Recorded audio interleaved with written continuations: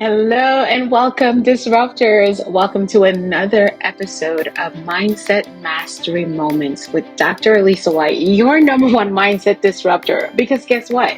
Your mindset is the key to your success in your life, in your career, in your business, and in everything you do and everything that you're going to level up in and achieve. Hey, this is all about an audio-only moment to help you enhance your daily routines by providing new perspectives, encouraging your personal and professional growth, and pushing you beyond your comfort zone for optimum success. So let's dive right in today's episode.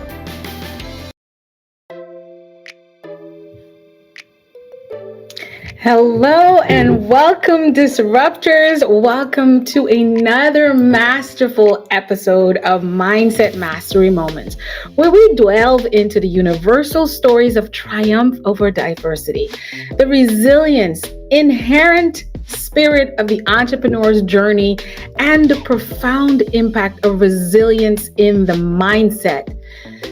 In the vast landscape of entrepreneurship, the narrative is rich with individuals who have faced setbacks and also navigated fall downs and got over hurdles and obstacles on their path to success. Did you know that resilience is a common thread among the most successful entrepreneurs in the world? Yes. The word resilience, a lot of times we think about it's the bounce back, I've got friends who their specialty is the bounce back strategist and all the wonderful things. But in the heart of resilience is really that person who I believe has been able to go to tough times, to fall down, sometimes miserably, but yet they find the strength to get up and learn from those and then grow and over exceed their own expectations. And of course, a lot of people, the haters, the expectations. Well, it's about building businesses, really about cultivating a mindset that thrives in the face of adversity. A lot of times, I would say, if you're truly looking to develop the arm of resilience, you're strong, your it factor, take a look at an entrepreneur.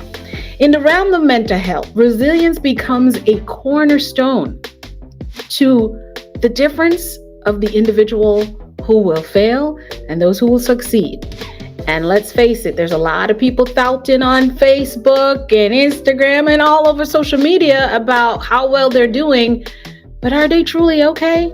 You see, the ability to come and bounce back from setbacks isn't just a professional asset.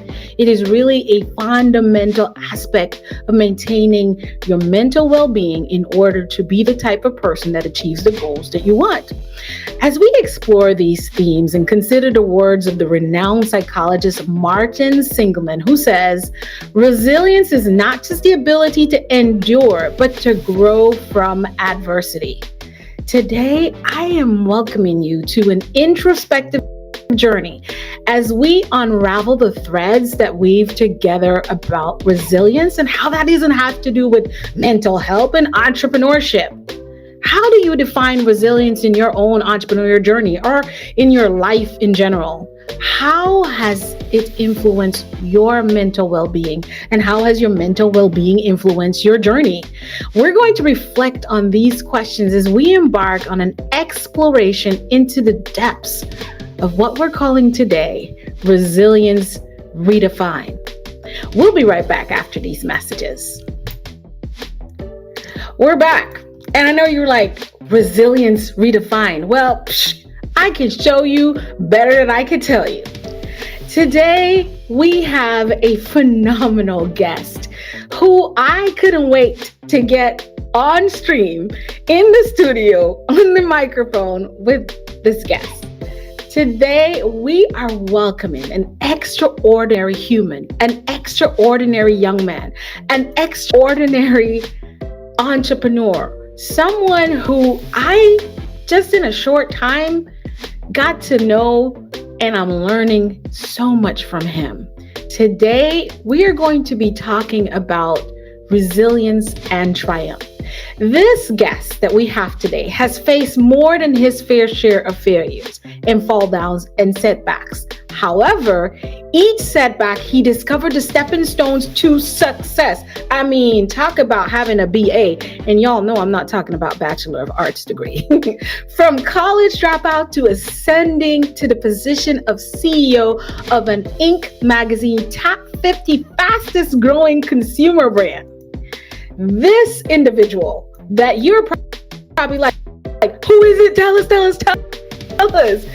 This individual has also hit the walls, and he has now on a stage where he has gone from speaking to third graders in school and gracing the walls of the Smithsonian National Museum of Natural History. Listen, yes.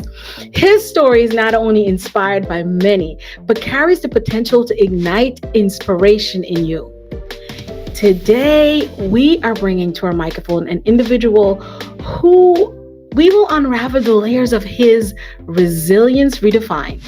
He went from Shark Tank to the top 50 CEO. Ladies and gentlemen, let's welcome Akeem Shannon. I'm happy to be on the show. When you're doing the introduction, I was like, wait a minute, who is she talking to? You have me excited to listen to myself. I know how it is. You just get busy doing stuff. And then here you are being called a celebrity. You're all over the place. Everyone wants to hear from you. Tell us who you are. My story, I think, is one that, honestly, it's everyone's story. The only difference between mine and maybe somebody who's listening is that they are at a point that I've been at many times, and they may see that wall in front of them that says, hey, this is it. You can't go any further. Mm-hmm. And they're parked. And they're like, okay, I went as far as I could go. And I made a choice, several years ago that I'm just not going to stop. If I have to go above the wall, under the wall, around the wall, break through the wall, it doesn't matter. But I'm getting on the other side of that wall.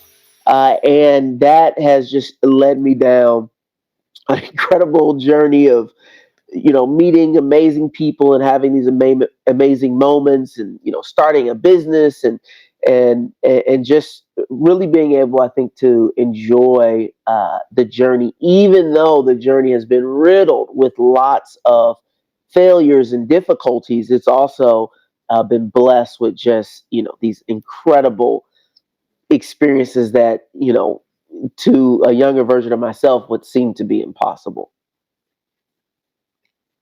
Whoa, I love it. And of course, listeners, disruptors, because there's the listener and then there's the disruptors, the ones who are truly hungry and thirsty. So you're feeding the tribe. And I'm pretty sure you all can say, why does he sound so much like Dr. Alisa? Well, that's what the podcast is about. We will try. He literally reminds me of myself when he speaks about his journey, because he's humble and he's also very clear about where he's going, and he just doesn't see limitations. I mean, talk about resilience and overcoming setbacks. I've got a question that's just been circling in the back of my mind. Can you share a specific moment you faced a major setback, Akeem, and failure somehow, but you were able to navigate through that and get into success? I know some, but I want to hear the one you're going to share with us. So, I got a lot of those, a whole lot. But, I'll take you to the one that really, it was the setback that showed me that setbacks were actually the keys to success. So when I was in high school, I went to a pretty prestigious Catholic school, and I had a scholarship to go there.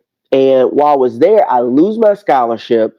And only by the grace of God and a lady named Miss Gibbons, who worked in the missions department, was I able to stay in school, because she helped me out and made sure that I had an extra semester to get my grades in order.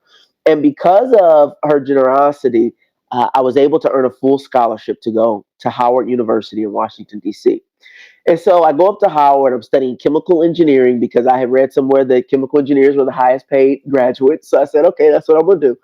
And I'm up at Howard, and I remember my father telling me before I left, he was like, Akeem, don't pull what you did in high school. You're going to be right back here at home.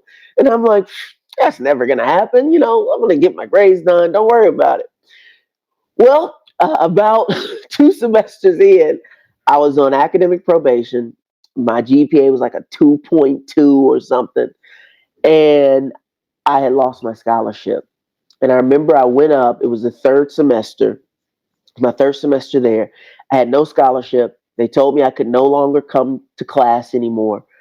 And I was just sitting in my room, my dorm room, every day, complete. And I didn't realize at the time, but I was completely just enveloped in depression and anxiety. I slept all day. I only got up at night. No one knew, not a friend. Everyone thought I was still going to class. Nobody knew that I was, just sitting in this failure for 4 months. And Mm. it was a very, very dark time in my life. And I remember when I finally told my parents, it was the hardest phone call I've ever made. I had to call them and tell them that their Wow. only child, who they sacrificed, put through high school so he could get a scholarship, had lost it all. And, I was just so Wow. ashamed. And my parents just wanted me to get home. Now, when I got home, they was pissed. But on that phone call, they was like, Akeem, just come home. But you know what they said to me when I got back? They were upset that I had lost my scholarship, but they were more upset that I hadn't reached out for help, that I hadn't come to them and asked them, what should I do? They said we could have called people, we could have reached out to the school, we could have done so many things, but you didn't even allow us to help you. And Right. even though they had said that, I had never felt comfortable coming to my parents with failure, to that point. I didn't feel comfortable coming to anyone with failure. And I think for Mhm. a lot of people, we view failure, especially in the eyes of school children, as it's the worst thing you can do, right? It's fail on a Mhm. test. There's no benefit to failing on a Mhm. test. Like, it's just you got an F and that's terrible. And there's no way to make it up. It's just you failed. And Mm. so that's really how I viewed failure, something that, well, let me try to keep it secret. I don't want to tell them that this had happened. But when I came back, I was so ashamed. I didn't want anyone to know. I didn't talk to any of my friends from high school. And so I made myself this promise. I said, the only way that I'll feel good about myself again is by the time my friends graduate college, I have to be making more than the average college graduate. I said, if I can do that, then when they graduate, I won't feel so bad because I'll be in a good position. And so I got to work. I Right. started working at a Sprint retail store, now T-Mobile, and I started doing sales. I was always good at talking. I love technology, so I said, "Hey, I'll go and sell cell phones." And I was pretty good at it. I became the Right. number one sales rep in my store and then in my district. And I started to get some promotions. Now, even at number one salesperson, I wasn't making a whole lot of money. It was like $10 an hour plus commission. But I was starting to feel better about myself. And then eventually, one of my Yeah. managers at Sprint, he had left to go work at Verizon in a call center. He's like, Akeem, you got to come here. These people don't know how to sell anything. You'll clean up. You're gonna make 2, 3 times what you're making now. I was like, 2, 3 times. I said, let me go over there. Ah. So I quit. And when I tell you, when I quit this job, my parents were so mad. They were like, King, you got this job, you got health insurance. Like, you should not be quitting this job.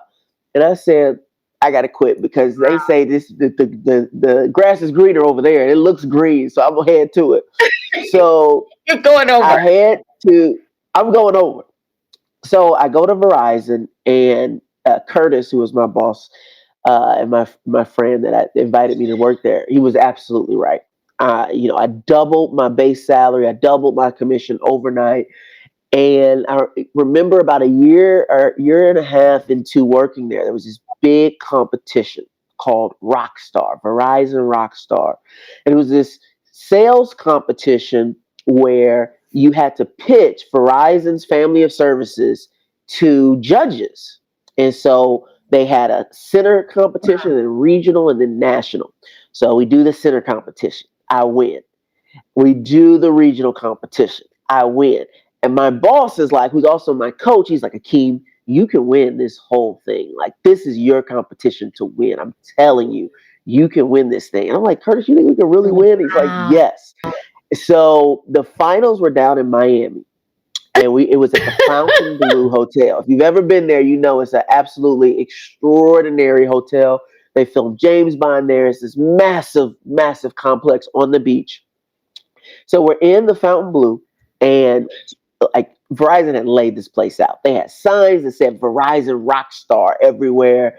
And they had this thing where if you were competing in a competition, you had on a special badge. But if you were there to observe, like corporate employees and managers and stuff, they had a note card and they had to go and get autographs from all the people competing, running around the hotel. Mm. So I'm just walking through the hotel. Wow. You know, I check in, someone runs up to me, gets my autograph. So next thing you know, all the other people who weren't part of this event at the hotel are like, are you famous? Are you performing? Are you a rock star? It was just, I don't Got the look, listen, I tell you. Dr. Alyssa, I don't know who came up with this concept, but whoever planned this event, they were brilliant because they knew how to make you feel like you were important. And man, when I tell you, the fact that, you know, I know they did that just to create this fun environment, but it put me in a mindset where I was like, I am famous. I am going to be on stage. I am the Verizon rock star, right? Because everyone kept coming up to me and asking me, hey, what, are you a rapper? Are you a performer? And so we go through the competition and I end up winning the whole thing. And I remember when I came back home, you know, everyone at our local call center was just so excited. I got all these great opportunities to Verizon. But for the first time since I had lost my scholarship and had to come home, I felt like, wow, I've accomplished something. I've recovered from this terrible situation and I've redeemed myself. And in that moment, I finally decided to start telling people like, hey, I'm back. You know, I lost my scholarship, but look at me now. And, you know, going through that entire process, it taught me like, hey, just because you fail, it doesn't mean that it's over unless you allow it to be over. Because as long as you fail and give up, you have the opportunity to level up. And I chose to level up. Yet, like, the byproduct of going through that process is over those 4 or so years, I ended up saving up about $100,000. And this was just a high school diploma. And so I looked at my bank account and I looked at my success at Verizon and I was like, wow, I've come back. I recovered. And I would say that was the first big failure that I came back from. And it took a long time to feel like I'd come back from it. But as I moved forward through the rest of my career and entrepreneurship, they become faster and faster and faster from what I had. Oh my goodness, you said it exactly. It is always about the comeback. And I have this thing that I say, a setback is only a setback if you choose to stay back. I know we say a setup is a setup, a setback is a set or comeback. I love that. But I want our viewers and listeners, a setback is only a setback when you choose to stay back. When you choose to stay back, just like the train, being at a train station. You could be at the train station and you could sit and watch all the going to where you're going to go past. If you don't put your feet out, you don't get the ticket, if you don't move forward, you're not going to get on the train. You're going to miss it. Same way you choose. We're going to be right back after a word from our sponsor. Oh, welcome back, Disruptors. We are on another wonderful episode of Mindset Mastery Moments with our honorable celebrity guest, Top 50 CEO, Mr. Akeem Shannon. I want to remind you that we just wrapped up a segment where Akeem talked about how he perseveres. And let me tell you, when we got in the studio to record this episode, it was a blast on technical difficulties. and our resilience was put to the test. And so I'm just loving that the story you shared with us, Akeem. It was just so profound and very much what most of us, we just came through that crazy pandemic. We just came through, a lot of us are in what they're calling a silent economic depression. And so your story of resilience is just one that we need more of. And so I want to ask you this question. When you transitioned from, you shared with us that you were at Verizon, and you went in and you were taken for a rock star, which I believe you are. And there was a reason, because I believe sometimes God shows us what we're supposed to become way ahead of time. And people start treating us because we're resonating at that energetic level. But you did mention Shark Tank, and I know some of the Shark Tank story. So how did you go from Verizon, becoming a rock star, getting on Shark Tank, and now being a top 50 CEO? Well, I can tell you this much. It wasn't a straight path. I'm sure. So, I had worked in sales. I went for Verizon, and I had left there. I worked at Square, who makes Cash App, and I had a very successful sales career, but I found myself just not enjoying it anymore. I wasn't happy anymore. And I wasn't feeling fulfilled. And I just remember thinking to myself, like, if I'm 40 years old, 50 years old, still doing this, I won't be happy. Right. And so I knew I had to make a change. And so I left my job, I quit.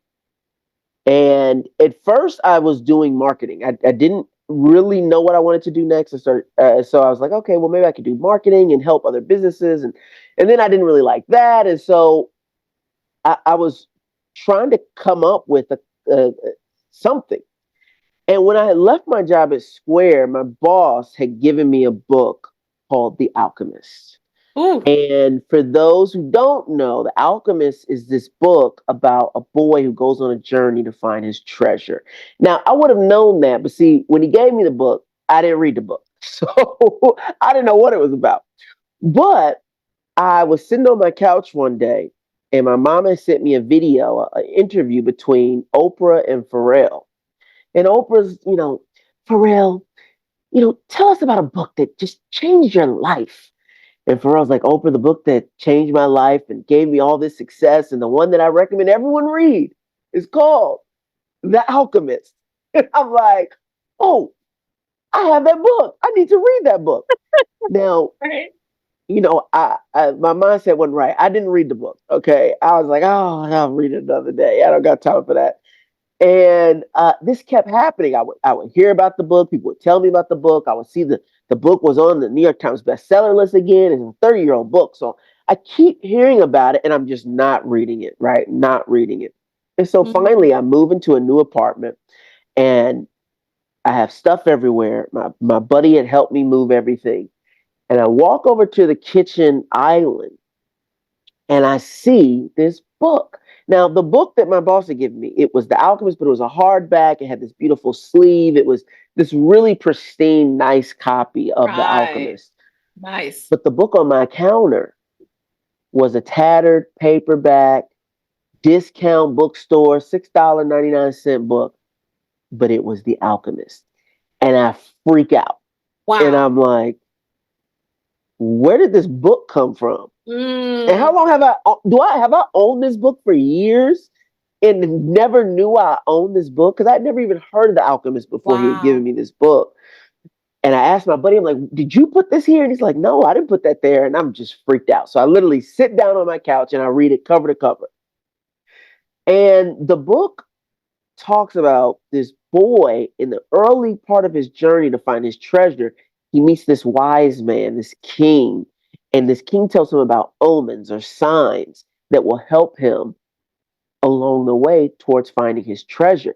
And as soon as I read this, I'm like, oh, the book was an omen. It kept popping up. It was a sign from the universe, right? For me to you need to read this. So I read the book cover to cover, and I have this, this was one of those times in my life where my mindset was just on fire. It was just vibrating at such a high level. And so I get this phone call from my uncle, who's an engineer at NASA. It's 3 o'clock in the morning, and he's telling me about this project he was working on and how he's going to use this adhesive that was based off the feet of geckos to mount this wiring. And since I had just moved, I had mounted my TV on the wall, and it took me a long time to figure out how to get it mounted because the studs were all messed up, and it was just a nightmare. And I just thought to myself, man, if I had this adhesive, I could have just stuck my TV on the wall. Mm-hmm. And that's when the light bulb went off. And I was like, well, maybe not a TV, but a little tiny TV, a cell phone. Maybe I could stick that to a wall and watch TV. Yeah. And that's where the idea for Flipstick came from. This tiny little device that would allow you to mount your phone anywhere. And, I would think of it as a device where, like a mounted TV. But what would happen was that TikTok would become the #1 app in the App Store. And people would buy it not to watch content, but to create content. Right. And that's where this concept came from. And so, I was never the, social media,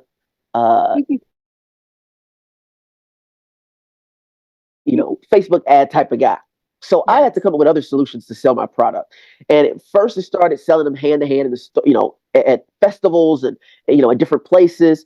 And then I finally convinced myself to get a kiosk in the mall, and that was a whole nightmare story of self-discovery, trying to figure that out. But we would make a ton of money at the mall. I made about $30,000 in 2 months selling these things at the mall. And I find out that there is this opportunity to pitch Shark Tank at CES, the Consumer Electronics Show. Happens every year, January, first or second week of January. And I sign up to go to the show. I get a free ticket to come as a small business, and I audition for Shark Tank. Now, when you audition for Shark Tank, 40,000 people apply every year, and they have to get 40,000 people down to 120 to air. Goodness. The odds are not in your favor. You said 40,000? 40,000 down to 120. Per season, right? Per season. Oh my goodness. Per season.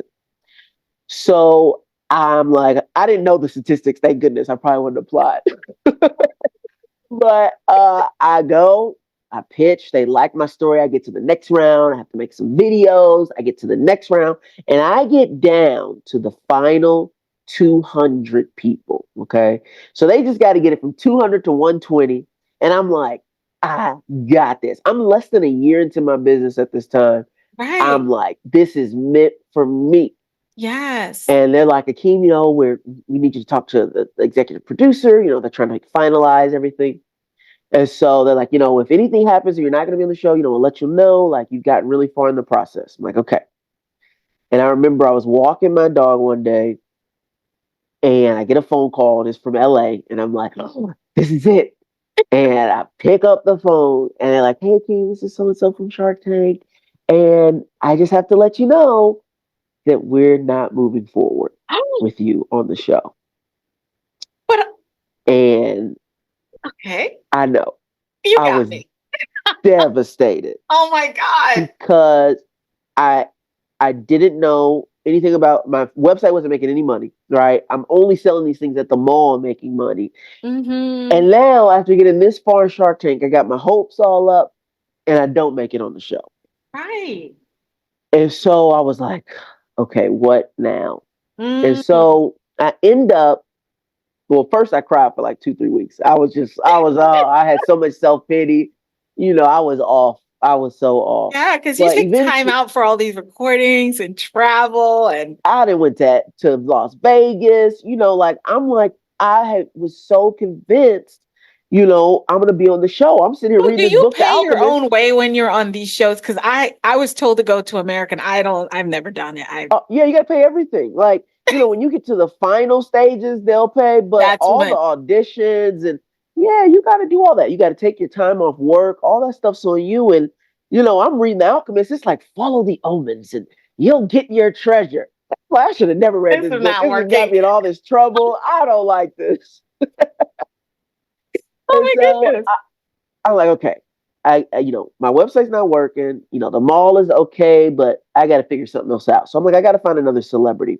Right. And like this is this crazy story of how this happened, but I end up seeing a ad on Instagram for this event called Revolt Summit. Now, Mm-hmm. this wasn't the first time that I had heard about Revolt Summit because, see, when I didn't make it onto the show, I decided to at CES. I had met a guy from Atlanta. He invites me to come to the Super Bowl was going to be in Atlanta that year. So he invites me to come to the Celeberty football game and sell my products. So I go do that. When I'm there, I meet this kid, Salento, who is a rapper. Mm-hmm. And Salento is like, oh, my uncle's out in LA. He's doing the BET Awards. So then I go out to the BET Awards. Right. So then at the BET Awards, I take my mom because it's her birthday. And my mom meets this guy on the airplane. I'm just telling you how crazy this is because I think people often, you think it's a straight line and you just And it's never know what's not. going to lead you to Come the on. answer. Come on. Next to with him, I get on the phone with him. He tells me about his cousin. All this crazy stuff is happening. And eventually I end up talking to these guys who say that they are Diddy's best friend and that they can get me in with him and they can get me at this Revolt Summit conference and you'll be able to sell flip sticks. And turns out one of them, actually both of them were convicted felons. They have had a huge drug empire.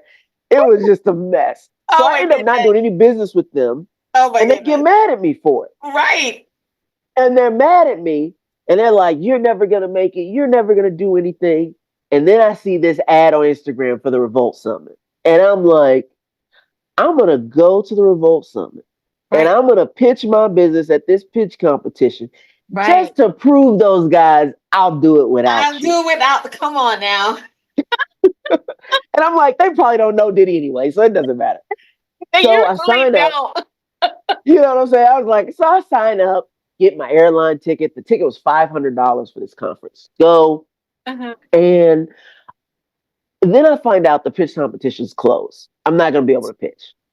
Talk about the. So I'm like, okay, I got to do something else. Well, turns out there was this music competition. And I'm like, well, you know, in high school, I was in music appreciation. So I'm just going to song and pitch my business in the song. And that was my plan. Now, Alyssa, I didn't tell anyone about this plan because if I had told someone that my plan was to go to Like, a you're crazy. conference for people who want to be in the music industry, and I'm going to compete in a competition to get a record deal in order to pitch my consumer product business, they would have said that is the stupidest idea. Dumbest idea ever. Like, how silly are you? No one's going to let you on stage with this mess. That's not gonna work.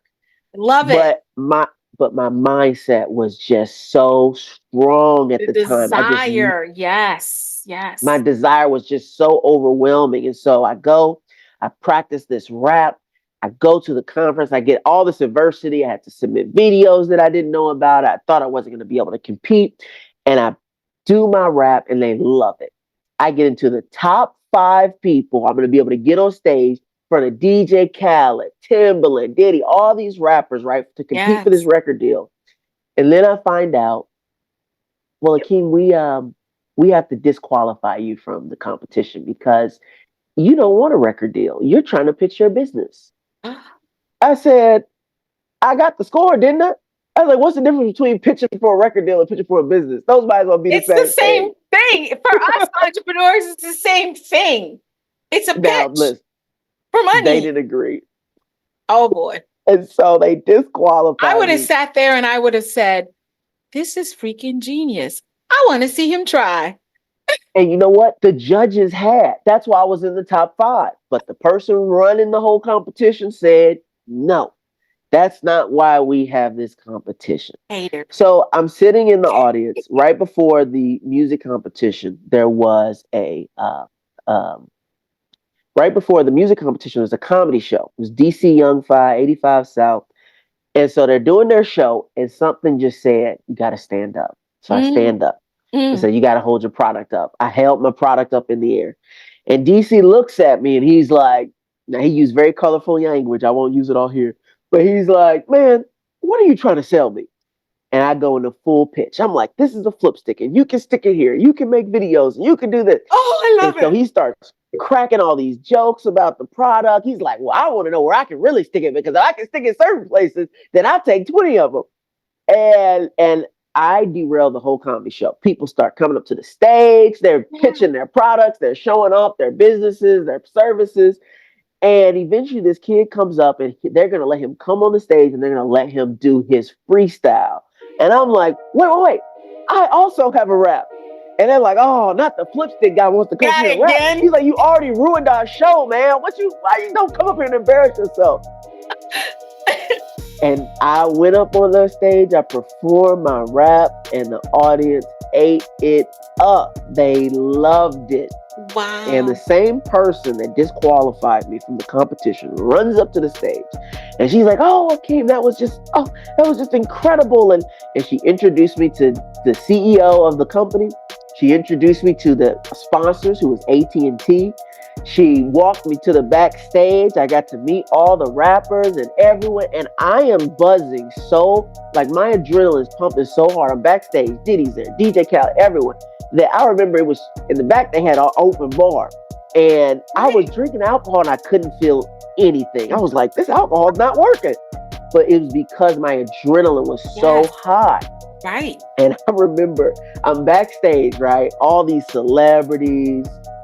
And I see these two big, tough, prison-looking dudes walking in. It was the two dudes who I had talked to on the phone and turned the deal down. Oh, wow. And they're huge. They got to be like 6'5". Yeah. And you gotta remember, these guys have been in prison for like having this huge drug ring, all kinds of charges. Oh, the guy had he got convicted of posing a music production studio, but he was actually running drugs on private jets. And they walked straight up to me, and I'm like, uh-oh. And his name was DP. And DP looks at me, he's like, yo, I saw you do your thing up there. And he reaches out his hand and he shakes my hand. He's like, you know, you wouldn't have to do all that if you had just done business with us. I'm glad you did, because that could have gone either way. And I was like, wow, they really were Diddy's best friend. Maybe, but then they probably would have owned a flip stick. They would have owned the whole company. Right. And man, it was just one of those moments where I was like, whoa. And so what would happen, and I'll fast forward through the rest of this story a little bit, but Diddy and his team, the Revolt team, would end up buying a ton of flip sticks, inviting me out to LA.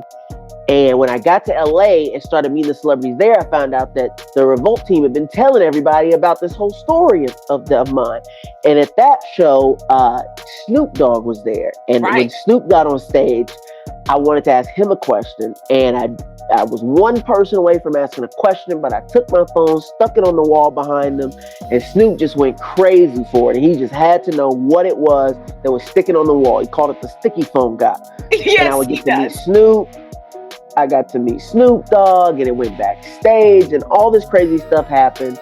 And ultimately, one of the judges for the pitch competition that I never pitched for, he worked very closely with the Revolt team, and he was a casting director for Shark Tank. And he's hearing behind the scenes this whole crazy story of me doing the rap and then Snoop Dogg and all this stuff. And he found me on Instagram, DM'd me, and was like, hey, come audition.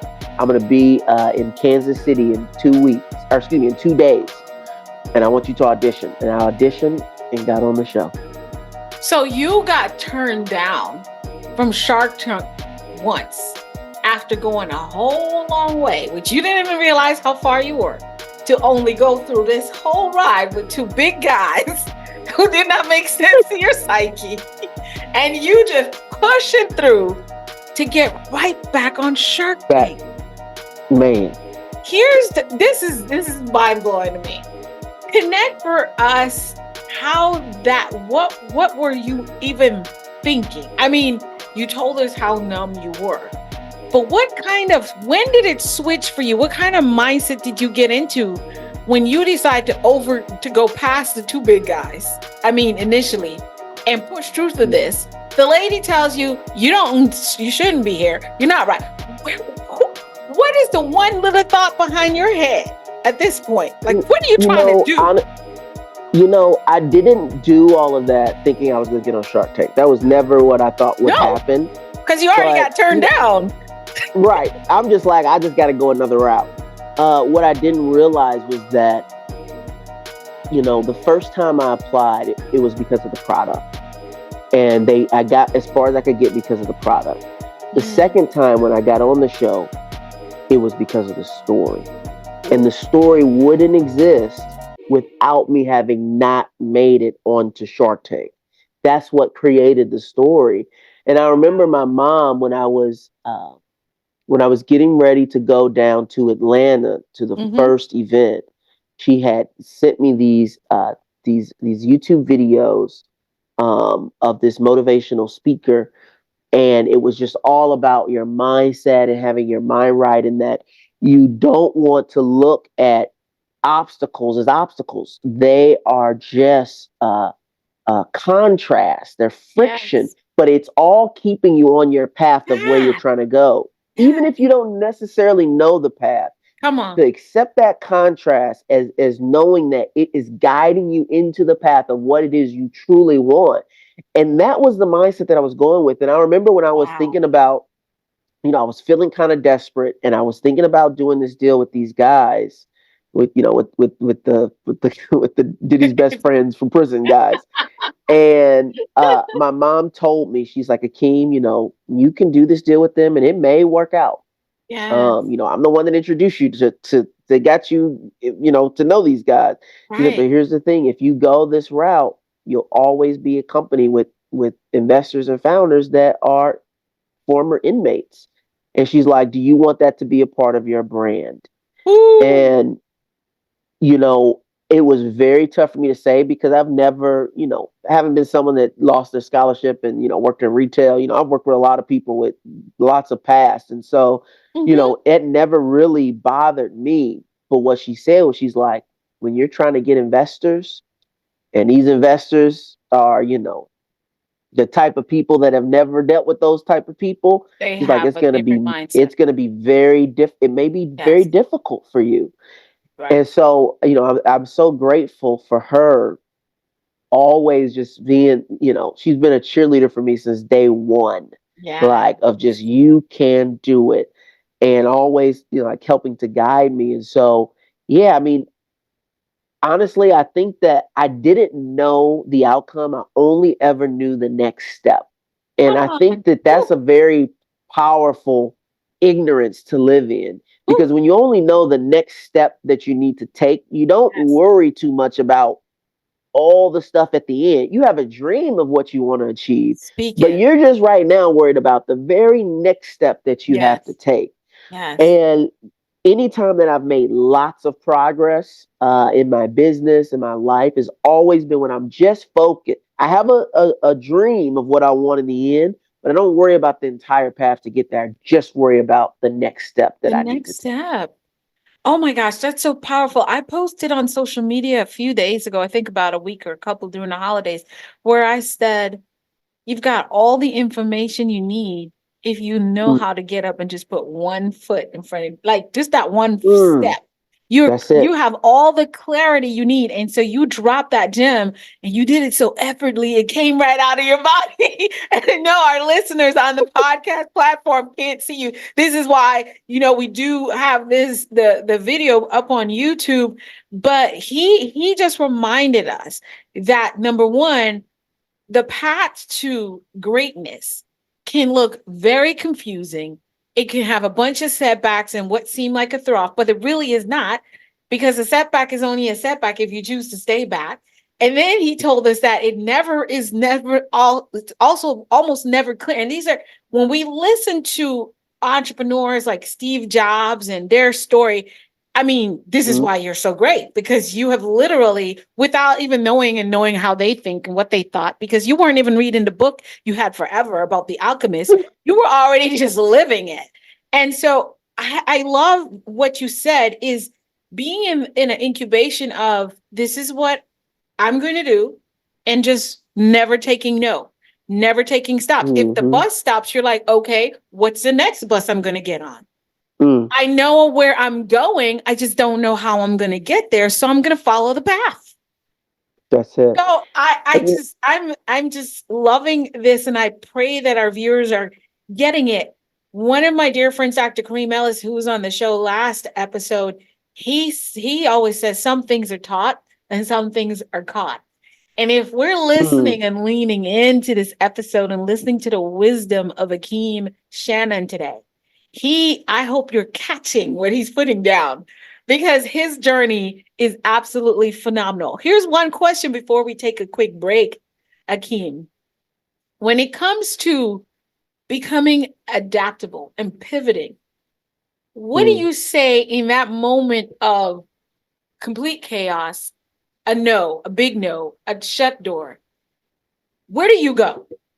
Where do you go in mm. that moment to pivot? Because from what we've listened to, you pivot very quickly and in the moment. And we know that mom, hey, Akeem's mom. We know that mom has already put some seeds in your way of thinking. A Mhm, lot of times that has so much to do with it. And we'll talk a little bit more about mentorship in the next episode, next segment. But where do you go in that moment? Like, what's your thought? Like, really? And I'm like, mm. probably asking you something that is not even that great, but I want you to articulate it for our listeners and viewers. Well, I'm far from perfect, and there's been times in my life where I can quickly just boom, right, and that's usually a time where my mindset and my heart, everything's aligned, and I know what I want and what I'm trying to achieve, and I just move forward like a bull in a china shop. But there's also a lot of times, or also when I face really, really tough failure, rejection, where I just have to take a step back, and I know I'm not in the right mindset, and I just have to take some time to be sad, to feel my Mm, feelings and not beat myself up because I'm not at my best. mm, When I first discovered, law of attraction and mindset and, affirmations and all these things, I used to beat myself up when I wasn't on, right? When I wasn't in 100%. I didn't, I was like, what's wrong with you, mhm, Akeem? You know what you need to do. mhm. But now I look at it, I'm like, hey, sometimes you just got to feel the way you feel in the moment and acknowledge like it's okay. Okay. And so sometimes when I face rejection, especially when it's a really tough one, I may take a day, a week, a month, 2 months Yeah, to just feel the way I feel and acknowledge for myself it's okay. I have to heal. that's So I right. have to be okay with that. Wow. But what I also choose is that I can't heal for 10 years. I can't Oh, pause for the rest of my life and say, that's it. that's No, right.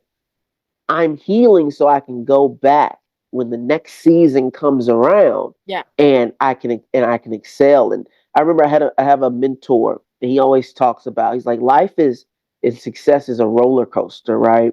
You go up this big hill and it's hard and you get to the Yeah. top, and when you're at the top you feel incredible, Yes. right? You're on top of the world, you can see everything, everything's going great, and then whoosh, you Wow. Yeah. plummet to the Yes. ground. But when you're plummeting to the ground, it's not so you can sit at the bottom of the roller coaster. Nope. It's so you can shoot up to the next hill and go through the loops and to go further and faster than you ever have before. Yeah. And so now when I'm in those lows, right, and I'm on those free falls that are going down, I know it's the momentum I need to go up. And so when I'm going up and I'm hitting the top, I'm appreciative of that season of, Yes. of, of upward momentum and hitting the top, and I take full advantage of it. But Yes. also when I'm headed down and I'm low, I understand like, hey, Rest. that's just the season I'm in right now. Right. Imagine being, a farmer, and you plant your stuff in the spring and it grows, and the summer comes and the harvest comes, you have all this stuff, and then winter comes and you're shocked. Like, what's going Right. on? The ground's frozen. Yes. Is snow on the ground? I don't know. Like, imagine being a farmer and Yes. thinking it'll be winter forever. Like that, Yes. but we know that that's not true, right? Yes. But we know that we have to have winter in order to Yes. have spring. That's And right. so I think that for me, it took me a while to understand that. But now that I do, some winters are longer than others. Some are quick, some are long, but they're always a setup for spring. And when Woo. spring comes, it's time to grind, right? Let's It's go, summer, baby. Yes. and we gotta get it while the getting's good, because we know that Winter another is winter will coming. come. Winter But is that's coming. winter is coming. Exactly. Like, but that's okay because That's that's okay. just the cycle of life. Yes. Hope I answered your question. Oh my gosh, that was listen. You guys see, I told you the like minds. I mean, you all have heard me do the theory. He is the living proof. We'll be right back after a word from our sponsors. Woo! Oh, here we are, ladies and gentlemen. Drop the mic. Can y'all see where he's going? Did y'all see why he did become the top 50 CEO? So he could get ready for this chapter. So he could get ready for this. Oh, Lord, I'm loving my life. I'm so blessed. I am honored. We are honored to have you. Akeem, please tell us where we can find you, how we can connect to you, and feed off of this brilliance of light and energy that you bring to the world. It is your time, and we want to be a part of it. Well, listen, if people want to follow me, they can follow me at Akeem Shannon. That's Akeem Shannon, Shannon. I'm at Akeem Shannon on all social media platforms. And if you want to reach out to me directly, I have a group text where I send you messages either from myself or from other people that I find inspiring. And you can also Wow. reach me one on one. And you can do that by texting me at 314-789-9005. And this will also be in the bio wherever you're listening to the podcast. It would also be on social media and Mindset Mastery Moments website. You're not gonna miss him because he stuck with me for life. I am like, I already told him when we first met, I'm like, you're Yep. not going and he's probably like, I don't bother anyone, but he's got a big sister for life. And I'm so proud to have you as a guest today and to have you, I would say, as a fellow speakerpreneur, motivator, thought leader, a global thought leader. Welcome to the new chapter of your life. You announced it to the world a few days ago, but now this side of the world gets the information. Watch out for Akeem Shannon. Here he comes. It's nonstop. We want to thank you so much, Akeem, for being our guest and for sharing your insights and wisdoms in such vulnerability, insightful, mind-blowing, mindset-shifting, one nugget at a time. Thank you so much. Is there anything else you want to say to us before you go? Listen, I just want to thank you because when I see your journey and what you've accomplished, when you took the leap, it made me feel like, Akeem, look, she did it. She's doing it. And you can do it too. So, I hope that I could give something to some other people today, but I want you to know that what I may give it to someone else, you're giving to me. And I know you're giving it to a lot of other people other than me too. So I'm just very appreciative that you saw my email, you reached back out, we were able to hop on a call and get to know each other, and that you said yes. So thank you. You are an absolute yes, a great yes, because I find when I say yes in this journey, where I've evolved to, it's always coming. My yeses come from deep within. They're not head yeses, and they're not, oh, this is going to really look good. Yes. It's always a yes that says yes. And so just flushing out the show today, it's a yes that's not just a yes for a recording of a wonderful episode that's going to be talked about for a long, long time, but it's a journey that we will get to share together. So yes, ladies and gentlemen, thank you so much for listening to us. We have a lot more to say. That's why he will be back. Mr. Shannon will be back, and you will see us too, probably popping somewhere. I don't know. We're going to do a lot of things. And guys, it includes cupcakes. Shh. That's a whole nother episode. It includes pastries. Shh. Yes.